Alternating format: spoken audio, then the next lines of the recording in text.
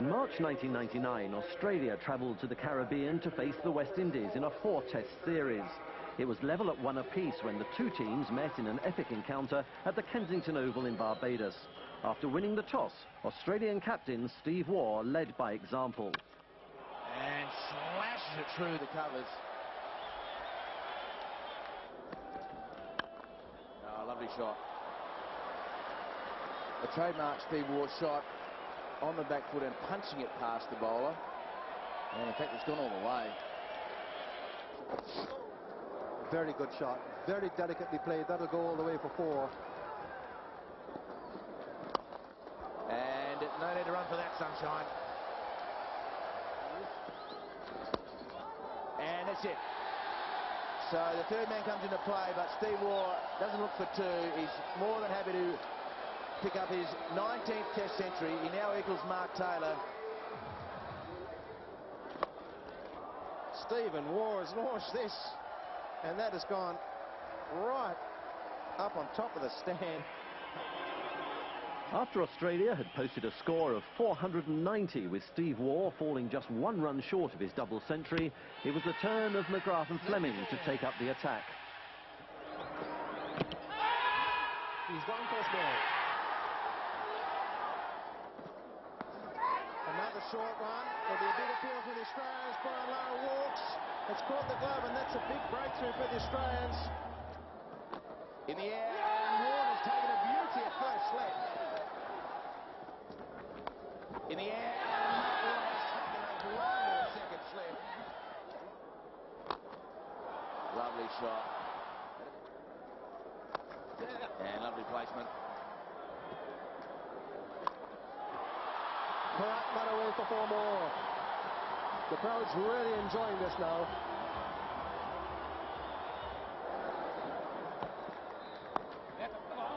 That's it.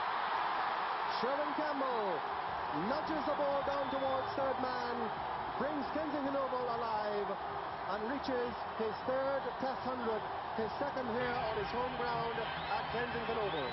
Oh, what a tremendous innings. Campbell's 105 was the high point of the West Indies' total of 329. Trailing by 161, it was once again up to Walsh and Ambrose to get the home team back into the match. Gone. Matthew Elliott. That's out.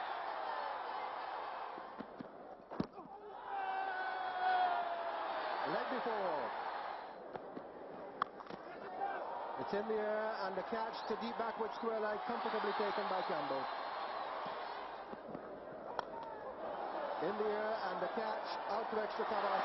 That's the end of the innings. 5 wickets for Courtney Walsh as Griffith takes the catch. And Australia are all out for 146. In a nail-biting, ever-fluctuating game, the West Indies were set to score 308 to win the Test.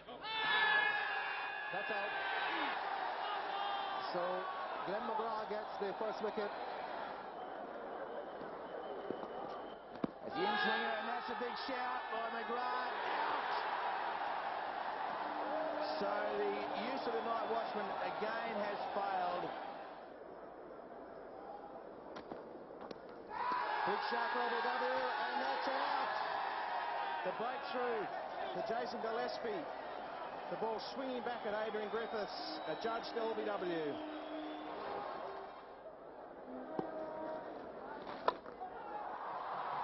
Long hop, and he's put that out of the ground. It's gone right on top of the Greenwich and Haynes stand. Spotted that very, very quickly and raises his 50. And he's popped it on the helmet. Ducking, which is what I'm sure a lot of people have advised him to do rather than trying to jump and play the ball down. A little bit of byplay between McGrath and Lara. The tension showing out in the middle as well. Adams goes down. The crowd loves it. It was a very tense time. There's no two ways about it. And it was just edge of the seat stuff. It basically just swung all day. Partnership here, a wicket. Partnership there, a couple wickets. But the common factor throughout was Brian's innings. And he pull it away for 4. Doesn't the crowd enjoy that? As well, a bit of background to that was that he was under extreme pressure because of what had happened in South Africa, where we lost 5-0. So he'd come back home to a lot of outside pressure. You could not want it better.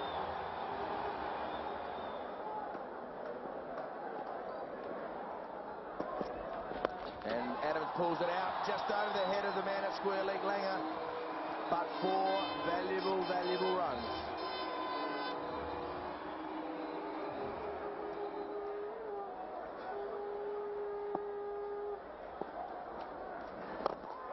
That's his 100. Brian Lara hits it over the top. And the West Indies captain, the prodigal son turned Messiah, gets his second 100 in successive tests. And if the 213 at Sabina Park revived West Indies' fortunes, this one here has transformed a match in which they seem to have absolutely no chance to get even where they are now. He's bowled in, McGrath strikes, ends that partnership with a beauty. Now the emotions have changed in the matter of a twinkling of an eye. 248 for 6, 60 to win.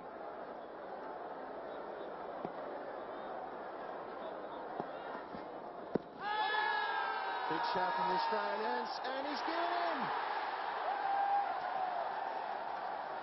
Ridley Jacobs been adjudged LBW. The Australian celebrates all around the ground. It's one of those where he's going across to the ball, and that's where he's hit. And that's where he finished up. What a blow for the Australians. Another track LBW, and again, number 6.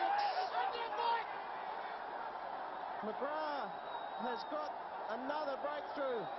Yes! Wild scenes from the Australians. Perry out first ball. Brian Lara, the non-striker's end, is disappointed, but the 6th LBW, McGrath is on a hat-trick, and the West Indies still need 60.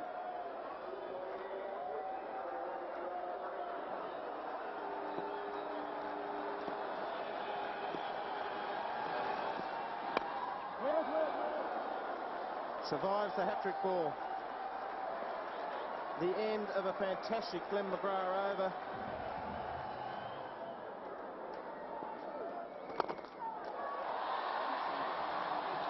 That'll be 4.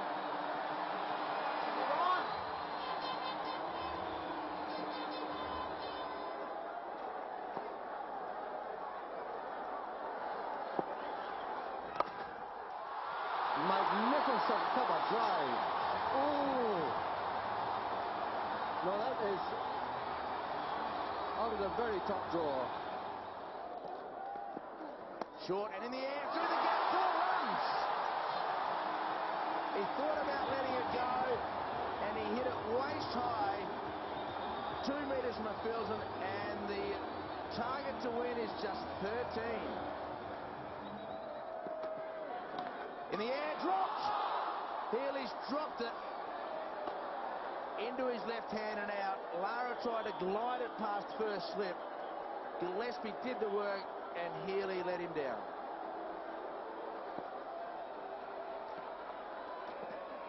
In the air, out! Matthew Elliott has taken it at third slip, and Ambrose's stellar innings has come to an end. And Lara took the risk. He gave him 4 balls to face. And the first ball, Ambrose has glided into the hands of Matthew Elliott, and he has taken it.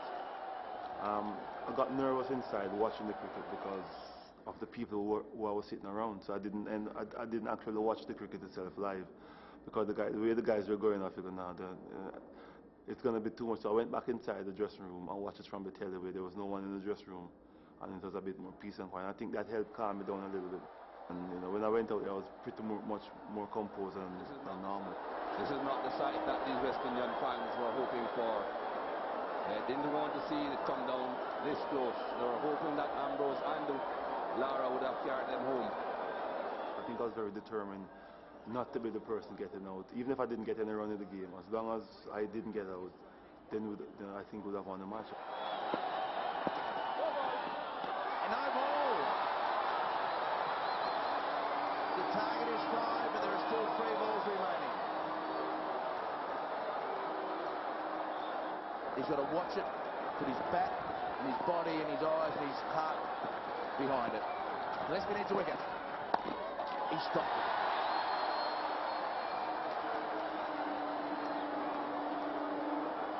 Brian Lara will be at the other end, anxious for the end of this over. Gillespie has this one and one more, the opportunity to bowl out the West Indies. He stopped it somehow. That is stopping the Yorker dead. The bouncer, then the Yorker. I'm sure Courtney Walsh must have thought this is the possibility. Probably you don't need the mid-wicket, but he's got him there. He stopped it. He stopped it, and Lara will be on strike, and the West Indies need 5 to win. Courtney Walsh came in at the dismissal of Ambrose, and the crowd are applauding every time that Ambrose and Walsh stop the ball. McGrath comes on. Sir Garfield sobers. Colin Croft behind him. Sobers can't watch. Sir Garfield is going to wander out and sit down at the back of the grandstand. I wonder how many people have lost their fingernails. They're in the air. Dropped. So Lara's been dropped on 2 occasions. So did Shane Warne get a hand on it or not? 2 runs, 3 to win. I think this just evaded Shane Warne in the slip cordon. Thickish edge.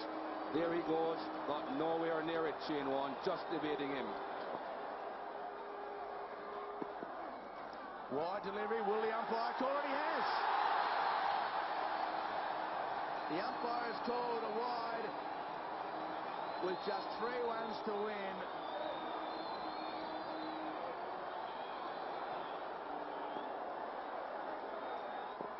He can take the 1 to tie the game.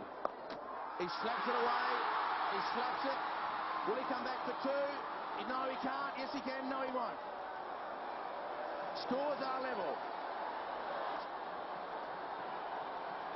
With no man in the covers, as soon as Walsh hits the ball, if he goes in the offside, they are going to scamper. The Frank Worrell Trophy, regardless of the result, is still alive. He lets it go. It ends the over, and Lara has the chance to bathe himself in some more thoroughly deserved glory. Scores level. 3 slips, 2 gullies, a leg slip.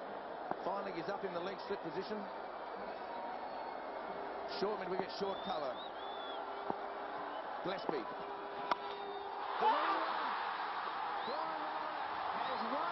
For the West Indies. The West Indies team run onto the oval, and one of the great results in Test match history has just been witnessed here at the Kensington Oval.